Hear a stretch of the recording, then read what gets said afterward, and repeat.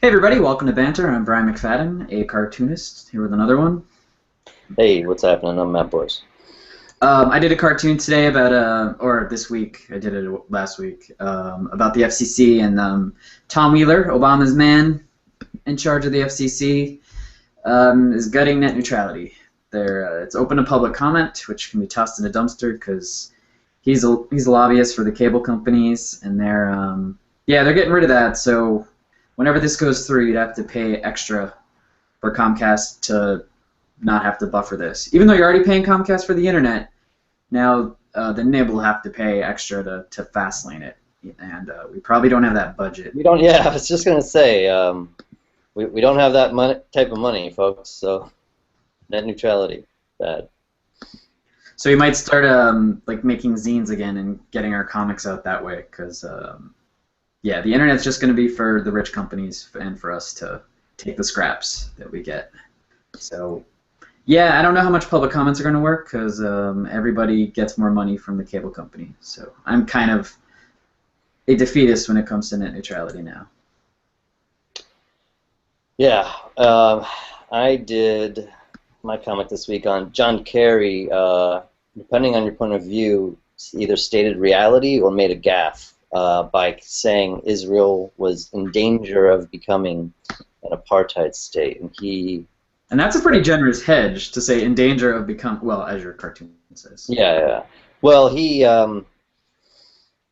the Secretary of State, so it's sort of a big deal for an American official to say that, but it's actually not very controversial at all.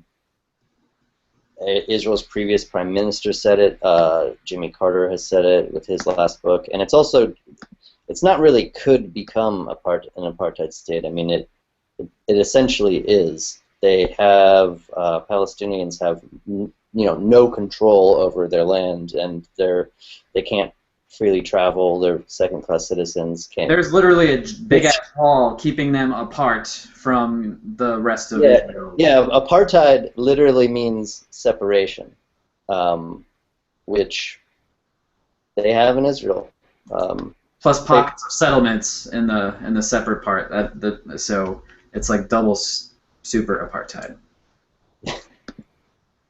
And I'm gonna get letters from AIPAC if they ever hear this. But yeah, I don't think we're on their radar, but I'm sure that we would have to apologize for our anti-Semitic statements. That's America's bestest friend ever, Israel. Sorry, Canada, you're second.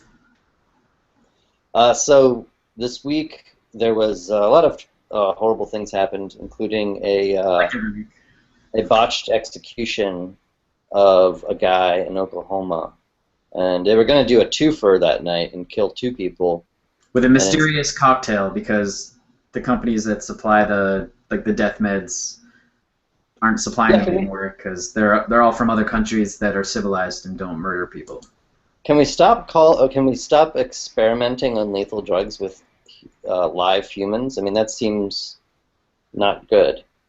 But it's for justice, man. The victims' families need to see a guy writhe in pain, wake up, and be like, "Ow, my guts," and then have a heart attack later. Yeah, so that's what happened with this guy. He was Lockett was his name, and he was alive for 40 minutes after they gave him the first drug. There's 3. The first one is supposed to make you unconscious, and the second one is supposed to paralyze you, and then the third one stops your heart. And it sounds like no cocktail I've ever enjoyed. Like, yeah. You only hear it like being called like a cocktail when it's for the for lethal injections. Like you don't get a chemotherapy cocktail. Well, I guess there is an HIV cocktail, so I take that back. Is there? Yeah, they call it a cocktail of drugs to reduce the viral load or something.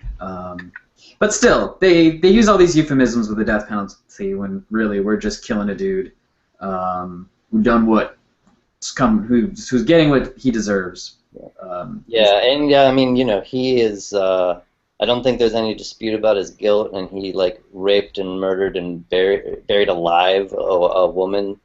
So it's pretty nasty. But we actually have a thing an amendment that prevents cruel and unusual punishment, and writhing around in pain on a gurney for 40 minutes definitely qualifies. And then so when they realized that they botched it, they pulled down the shades on the viewing room because it's full of journalists that were like furiously writing and probably tweeting what was happening. Well, I guess it would be considered inappropriate to have like the Apollo Sandman come out with a cane and scoop out the writhing, dying man. Well, this isn't going well. Mm-hmm. Yeah, and then they had to cancel their second execution for that night. So I'm sure that this guy, the next guy, is dreading it even more than he was, because they're just like, yeah, well, we're just gonna. I guess what happened was his vein blew out, so I guess the cocktail wasn't fully getting in his system. Yeah, I'm pretty sure we should just abolish the death penalty though, and not make it so that any more humane. Yeah, it's pretty well established that our prison system sucks. So, I mean, being sentenced to life to die there sounds worse than dying on death row. Like, and you can't. Also, like we also have to acknowledge that the justice system kind of sucks, and it's biased against poor people who can't afford defenses and stuff. So yeah, I don't poor people. I don't recall any bankers being given a cocktail. They have a lot of cocktails, but no lethal ones. Yes, maybe one will have a heart attack due to too much coke after he like sold a bundle subprime mortgage or something. So the other thing that happened this week, I guess it started last week, was the latest racist that we all hate is Donald Sterling, the owner of the Clippers, who is just like a cartoon of a racist old rich guy with a wife and a girlfriend, and just a terrible, terrible man. Who owns an NBA team but is banned from attending the games. Yeah, and I mean that's just he just owns that as like a goof. Like, what do you do when you have $2 billion? Like, oh, I guess I'll own this crappy team. Which I guess the Clippers are good now. I don't follow basketball, but they've been notoriously crappy forever. But yeah, his mistress released tapes from private conversations. So I'm sort of like, yeah, the guy sucks, but I might say shitty things about like old people because I'm ageist. Oh, you were being crazy racist before we started this program, but I taped it on with my iPhone, and I'm going to release it unless you don't have any money. But that's yeah, there's sort of some sketchy stuff going on. We keep calling her his girlfriend, but I highly doubt that she is still. Yeah, no, she's involved in like this lawsuit about all the stuff he gave her. He wants back, or I don't know. It's this complicated. Like, yeah, he gave her. Things are easy for us poor people because we don't have assets to worry about people taking. Yeah, basically everyone involved is a terrible, terrible person, including probably his wife, who's apparently pursuing these charges against her and Donald Sterling, of course. But I was thinking, I mean, he's basically what he said was ridiculous, and my favorite part is that he is, of course, it's not racist in his view at all. It's not racist. He doesn't hate black people. It's just, why would you take any pictures or let the world know that you're associating with them? But he's cool with her having sex with black people. Go do that all you want. So really, he has like an interracial cuckold fetish, and coupled with racism and self-hatred and shame about it. So he's just like, go have sex with Magic Johnson and come home and tell me about it, but don't Instagram yourself shopping with him, because then people are going to know that you're having sex with him and that I'm just a 70-year-old rich dude that pays you to hang around me. Yeah, well, actually, he's like 80-something, and wow. And again, I'm ageist, man. Old people, if they had the Instagrams or the Twitters, they'd be all over me for my ageism. But yeah. Did you do just having sex with someone that old? Gross. And you can play this back when I'm 80, and then all the meat cuckold fetish.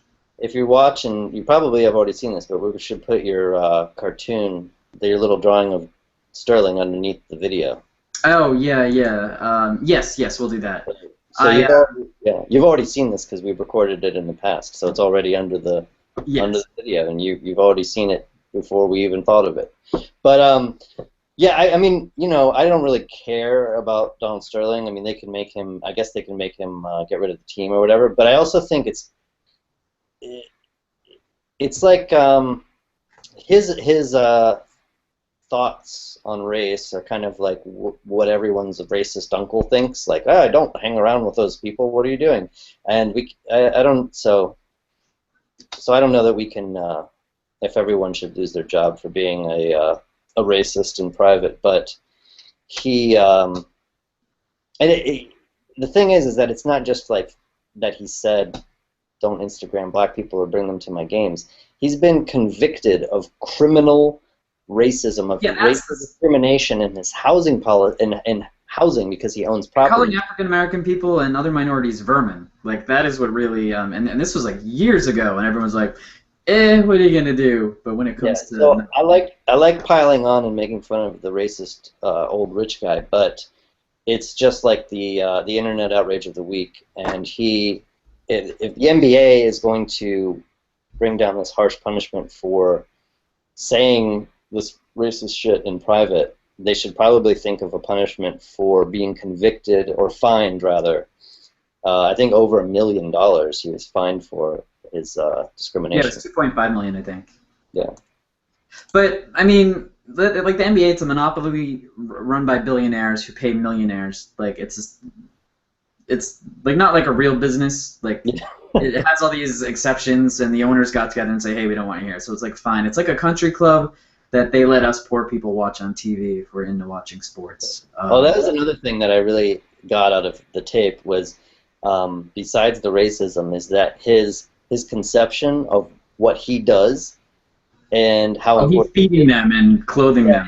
Yeah, who do you think feeds them and clothes them and gives them cars and money? As if they have no skill, as if they're not professional sports players. And he is just a rich guy that, I mean, anyone could own the team if they have enough money. I don't know that there's a special skill other than just being a rich old douchebag.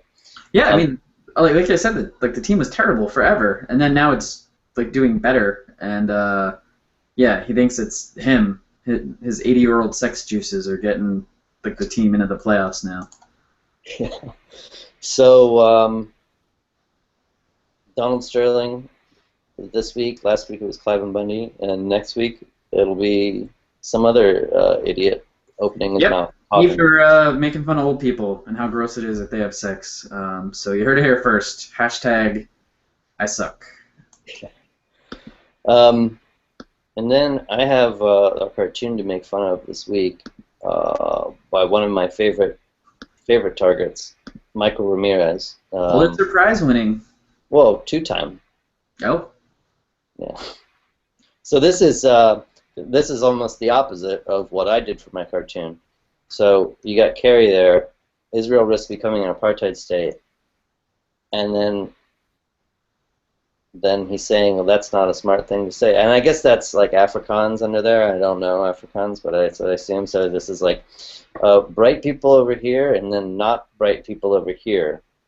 And is Kerry standing against the wall that separates Palestine from Israel? Is that giant wall? Well, and if you didn't know what... Because you didn't want to draw a background. This is what I hate. I mean, why is this here? Apartheid underneath. So you read the cartoon and then you look at the bottom and apartheid. And then you're like, whoa, I get it. It's about apartheid. I mean, it's like, I don't even understand that. I hate when these guys do that. It's like they illustrate the cliche to begin with, and then there's like a phoenix rising, or that's labeled something called America, and then there's an 800-pound gorilla. Yeah, I was just gonna say, the gorilla. And then underneath it, and Michael Ramirez does this all the time, and then underneath it says 800-pound gorilla, like it's some important caption necessary to get the cartoon. So yeah, Michael Ramirez this week's. He draws a good carry though. That's what I'll say. Something. Yeah, no, yeah. I mean, yeah, that's. I like drawing carries like long face. It's like drooping off. It looks like the like the fifth stage of like that Get Stoned poster that Robert Crumb drew with the guy is like Oh yeah, yeah. melting in his hands. Yeah. So that's I think that's all we got this week. What are you working on? I'm doing something about well, the racism stuff and the death penalty thing. I'm trying to make jokes about that and then draw them. And Which racism thing? just in general, so to make it more how like casual racism that gets a pass. Like if you're like, oh, affirmative action doesn't need to exist. Like no one points at you and has a collective like internet shit fit over you. No Like, one makes the something hashtag. overtly racist, like covert racism, sort of. So to make that more obvious and like stuff for them, and then the alternatives to mysterious Oklahoma death cocktails, I have some plans for that. Oh, okay, good. One of those will be on the nib. Yep, I'm not sure. Like the funnier one will be on the nib. I'm still drawing them in between, so yeah, we'll see. And since Matt's the editor, whatever he picks, Yeah. it's not as funny as the other one. I do blame him. All right. See you next week. All right, bye guys.